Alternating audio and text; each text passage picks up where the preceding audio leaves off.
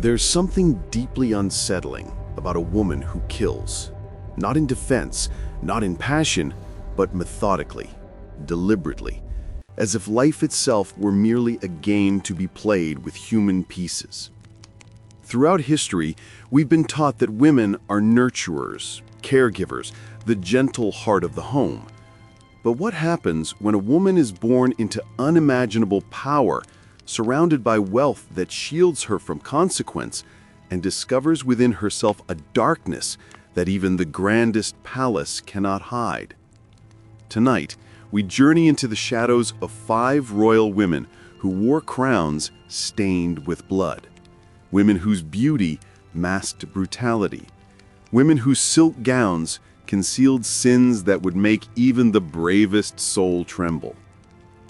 Picture this: a banquet hall glittering with candlelight. The scent of roasted meats and honeyed wine fills the air. A king sits at the head of the table, laughing, unaware that his wife has just served him his final meal. This is where our story begins, in the ancient kingdom of Anuradhapura, in what we now call Sri Lanka, over 2,000 years ago.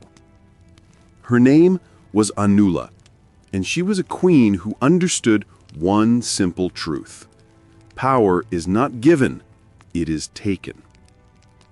Anula's husband, King Koranga, was a cruel man. He had seized the throne by force, destroying sacred temples and spreading fear throughout the land. For 12 long years, she watched him rule with an iron fist, and somewhere deep within her, a plan began to form. She had fallen in love with a palace guard named Shiva, a man whose eyes promised her a different kind of life. And so one evening, she arranged a feast fit for a king, every dish prepared to his exact liking. The wine flowed freely. The king ate and drank with abandon. By morning, he was dead. But Anula did not stop there. The throne passed to a young boy, the son of the previous king, a child named Kuratisa. Anula became his queen, perhaps even his regent, guiding his every decision. But children grow curious. Children ask questions. And when Tisa began to assert his own will, Anula decided he had outlived his usefulness. Another banquet, another body. Now finally, she could place her lover on the throne. She had killed 2 kings for him. Surely he would be grateful. Surely he would rule as she commanded. But men, even those who began as palace guards, have a way of forgetting who placed the crown upon their heads. Shiva began making his own decisions, ignoring her counsel, asserting his authority. Anula would not tolerate disobedience. The poison that had worked twice before worked a third time. And so began a pattern that would stretch across 5 blood-soaked years. Anula would take a lover from among the common people, a carpenter, a woodcutter, a scholar. She would seduce him, crown him, and for a brief moment allow him to believe he was truly king. But inevitably, each man would forget that he ruled only by her grace. Each would try to claim real power, and each would die. By the time she had murdered her 5th husband, Anula realized something profound. Why should she rule through a man at all? Why not simply take the throne herself? And so she did. She became the first woman to rule Sri Lanka in her own right, the first female head of state in all of Asia. For 4 glorious months, she wore the crown openly, no longer hiding behind a husband's name. But the old powers could not allow it. A prince who had fled her wrath years earlier returned with an army. Anula's reign ended as it had begun, in violence. Some say she was burned alive. Others say she was locked inside the very palace where she had committed her murders, and the building was set ablaze with her inside. Was she a monster? Or was she simply a woman who refused to be powerless in a world that demanded her silence. Before we continue this journey through history's darkest corridors, I want to invite you to join our community. If you're finding this story as fascinating as I do, please take a moment to subscribe and perhaps leave a comment sharing your thoughts. Do you think these women were born evil, or did their circumstances shape them? I read every comment and I treasure this conversation we're having together. Now, let us travel forward in time to 16th century Hungary, to a castle perched high in the Carpathian Mountains where a young countess is about to discover that blood can be both a symbol of nobility and a source of unspeakable horror. Her name was Elizabeth Báthory, and even today, more than 4 centuries after her death, her name is spoken in whispers. Elizabeth was born into one of the most powerful families in Hungary. Her uncle was a king. Her relatives ruled vast territories. But wealth and power often come with hidden costs. Elizabeth's parents were first cousins, and the inbreeding that was so common among nobility had consequences. From childhood, she suffered terrible seizures. The medicine of her time prescribed a chilling cure, the blood of healthy people rubbed upon her lips. Perhaps this is where it all began. Perhaps this is when she first learned to associate blood with healing, with power, with vitality. She was educated far beyond what was expected of women in her time.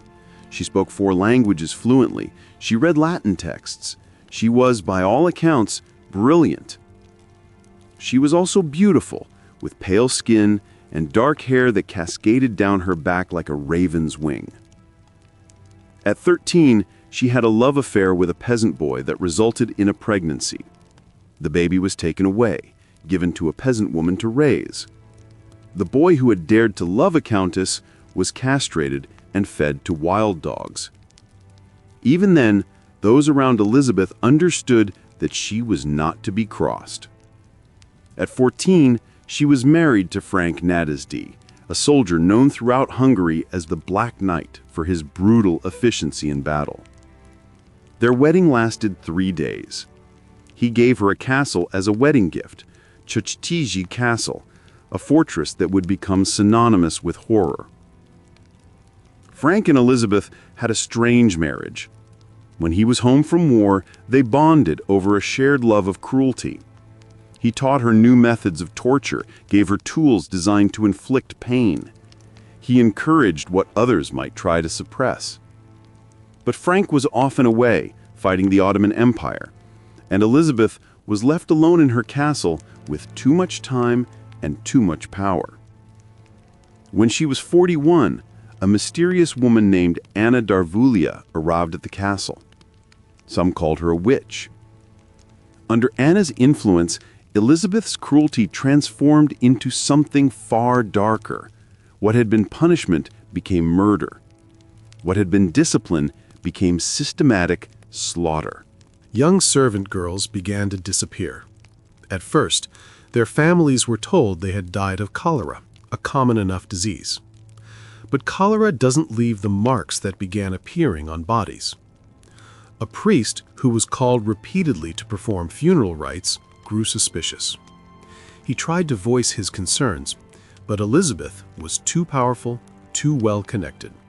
No one dared investigate a countess. When Frank died, Elizabeth was 44 and enormously wealthy.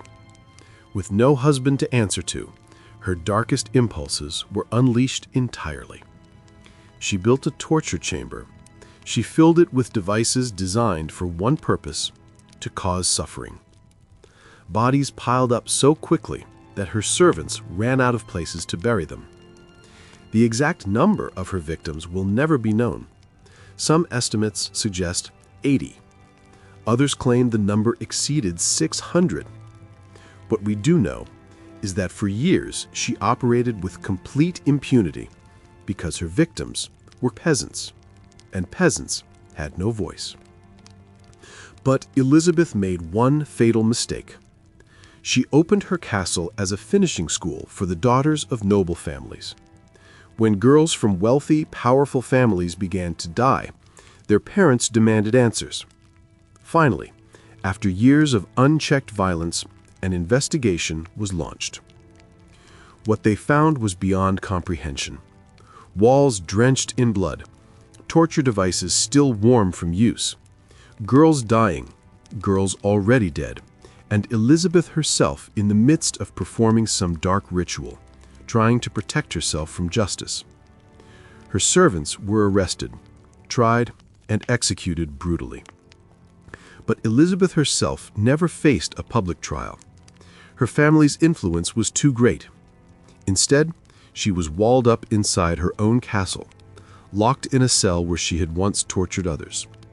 She died there 4 years later, at the age of 54. Legend says she bathed in the blood of virgins to maintain her youth, but this appears to be myth. The truth is horrifying enough without embellishment. She was simply a woman who discovered she enjoyed causing pain, and who had enough power to indulge that desire without consequence, until she didn't. Across the ocean, in the Spanish colonies of South America, another woman was discovering similar truths about power and impunity. Catalina de los Ríos y Lisberger was born in Santiago, Chile, in the early 17th century. She grew up on a sprawling fruit plantation, the daughter of a Spanish conquistador. She was beautiful, with flowing red hair that caught the light like flames. But behind that beauty lurked something cold and calculating. At 18, she poisoned her father with a seemingly innocent chicken dinner. Somehow, she escaped conviction and inherited his considerable wealth. At 22, she was married to a much older man, a nobleman named Alfonso. He was 42. She was barely more than a girl. But Catalina was not the type of woman to accept the constraints of marriage. She took lovers freely. When one became inconvenient, she stabbed him to death in her own home and blamed an enslaved person who was executed in her place. Another lover made the mistake of bragging about his conquest. She beat and stabbed him as well. She severed the ear of a third, murdered a fourth. Her husband knew, but he looked the other way. Perhaps he was afraid of her. Perhaps he simply didn't care. But it was on her plantation, away from the eyes of Santiago society, that Catalina truly revealed her nature. She tortured the people she enslaved with a particular plant that grew on her property, a shrub with bright red flowers called quintrala. She would whip them with branches from this plant, the thorns tearing their flesh. The name stuck. La Quintrala, they called her, the red-haired devil. She murdered one enslaved man and left his body on display for 2 weeks as a warning. When others tried to escape to the mountains, she had local authorities, whom she regularly bribed, bring them back for punishment. Her victim count rose above 40. Eventually, even her money and connections couldn't protect her. She was arrested and put on trial. Despite overwhelming evidence, her powerful family intervened, and she was acquitted. She lived the rest of her life in isolation, her reputation destroyed, dying alone at 61. To this day, in Chile, La Quintrala is remembered as a figure of pure evil, her story told to children as a cautionary tale. But not all of these women operated in distant colonies or medieval castles. Some walked the glittering halls of Versailles, wore the latest Parisian fashions, and dined with kings. Marie-Madeleine d'Aubray, Marquise de Bronvilliers, was born into French nobility in 1330. Her father held positions at the court of Louis XIII. Her family was wealthy, respected, and deeply troubled. Marie later revealed that she had been abused from the age of 7, a secret that festered in the darkness of her privileged life. She married the Marquis de Bronvilliers, and they had 3 children together. But her husband was a gambler, burning through both his fortune and hers. She took lovers, including an army officer named Gaudin de Saint-Croix. When her father discovered the affair, he was horrified by the scandal and had Gaudin arrested and thrown into the Bastille prison. It was in prison that Gaudin learned the art of poison making from other inmates. When he was released, he taught everything he had learned to Marie-Madeleine. Together, they began to plot revenge. She sent a trusted servant to infiltrate her father's household. Slowly, carefully, the servant administered small doses of poison. Her father grew ill, his health declining over months. Marie-Madeleine came to care for him, the devoted daughter at his bedside, even as she continued to poison him. When he finally died, the autopsy found nothing suspicious. She inherited a fortune, but it wasn't enough. Her two unmarried brothers had inherited even more. One by one, they too fell ill and died under mysterious circumstances. Marie-Madeleine was now enormously wealthy. She might have gotten away with it all if Gaudin hadn't died 2 years later, either from illness or from accidental exposure to his own poisons. Among his possessions, authorities found incriminating letters from Marie-Madeleine detailing everything. She fled the country and evaded capture for 4 years, but eventually she was arrested in Belgium and brought back to Paris. Her trial became a sensation. The idea that a marquise, a woman of such high birth and refinement, could be a poisoner shocked French society to its core. She was found guilty and sentenced to torture. They forced her to drink enormous quantities of water until her stomach distended grotesquely. Then she was paraded through the streets to Notre Dame Cathedral, where she begged forgiveness before a massive crowd. Finally, she was beheaded, her body burned, her ashes scattered to the wind. But her death sparked something unexpected. Paranoia swept through the French aristocracy. If a marquise could poison her own family, who else might be doing the same?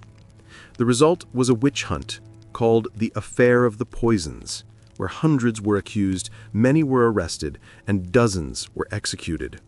Even the king's own mistress was suspected of using potions and poisons to maintain his affection. What emerged later was even more chilling. Before Marie-Madeleine poisoned her family, she had tested her concoctions on poor patients at hospitals, where her visits were seen as acts of charity. She also tested them on her own servants. The total number of her victims likely exceeds 50, most of them people whose deaths were never investigated because they were poor and powerless. Our final story takes us to Russia, to the reign of Catherine the Great, and to a woman whose cruelty was so extreme that even an empress took notice. Daria Nikolaevna Saltykova was born in Moscow in 1730 into a family of considerable wealth and influence. She married young, had 2 sons, and was widowed at 26.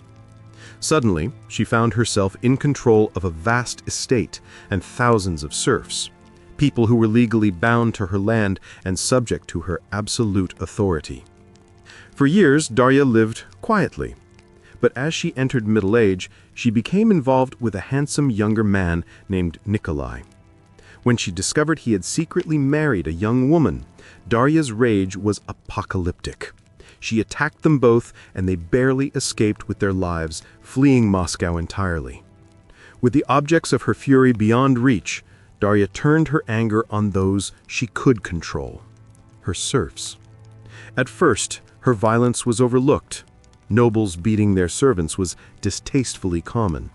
But Daria's brutality escalated beyond anything considered normal, even in that harsh time.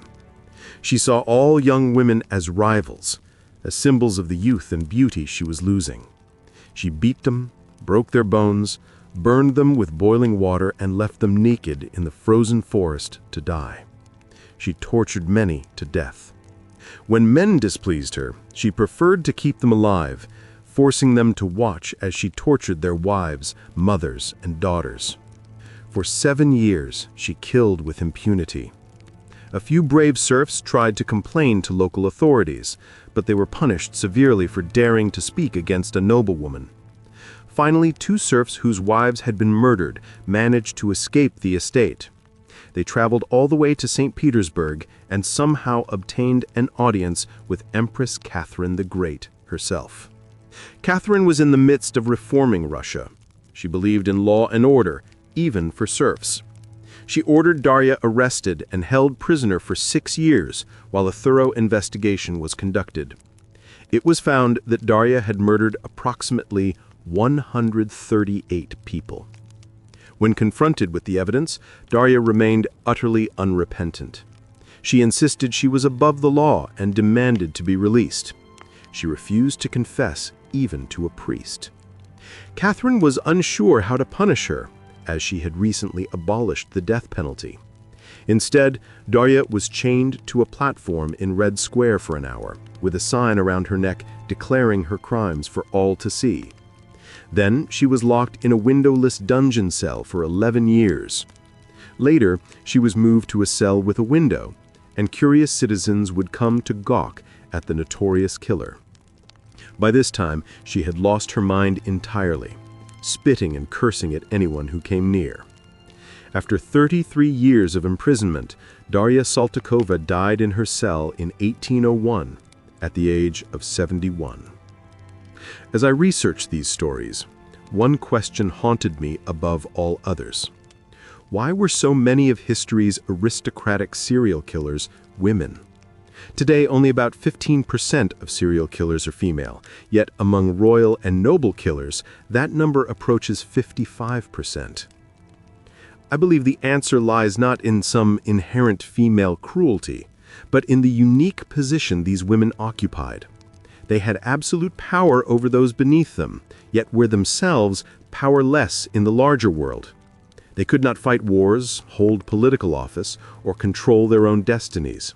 But within their households, they were absolute monarchs over servants and serfs who had no legal recourse, no protection, no voice. Perhaps what we're seeing isn't that aristocratic women were more violent than men, but that their violence took different forms. While men waged wars and executed political enemies, women wielded poison and torture within the domestic sphere. Both were expressions of power. Both were deadly. These stories remind us that evil is not bound by gender, class, or time period. It emerges wherever power is concentrated without accountability, wherever some human beings are granted absolute authority over others, wherever suffering can be inflicted without consequence. The women in these stories wore crowns and silk. They lived in palaces and castles. They were educated, cultured, and by all outward appearances, refined. Yet beneath the surface, they harbored darkness that transformed them into figures of horror. Their victims were real people, sons and daughters, husbands and wives, mothers and fathers who disappeared into the darkness of history, their names mostly forgotten, their lives cut short by those who saw them as less than human. As we close this chapter on history's darkest queens, perhaps we should ask ourselves, what conditions allow such evil to flourish? And have we truly changed, or have we simply moved the shadows to different corners? Thank you for joining me on this journey through the past. These are difficult stories to hear, and I appreciate your willingness to look unflinchingly at history's uncomfortable truths. Until we meet again, may we remember not just the names of those who caused suffering, but the countless unnamed souls who endured it.